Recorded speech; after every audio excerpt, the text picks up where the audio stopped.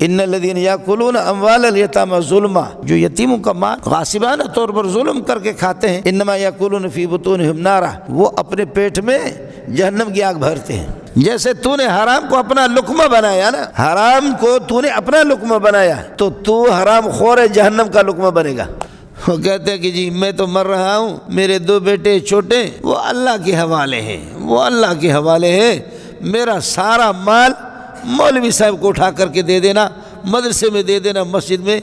مولوی لینے والا بھی بے غیرت ہے، دینے والا بھی بے غیرت۔ وہ دیوار تھی بلوچوں کی، وہ بیروئی اور بلوچ تھے۔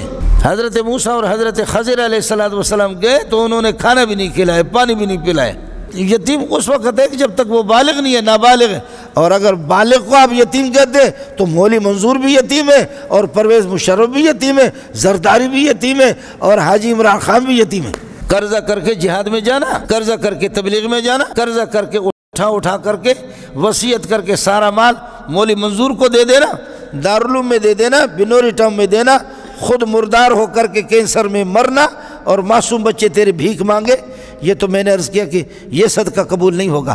تو خمینی نے کہا کہ عبدالعزیز سے میدان جیتنا آسان نہیں ہے، تم نے بہت خراب کیا، ذلیل ہو جاؤ گے۔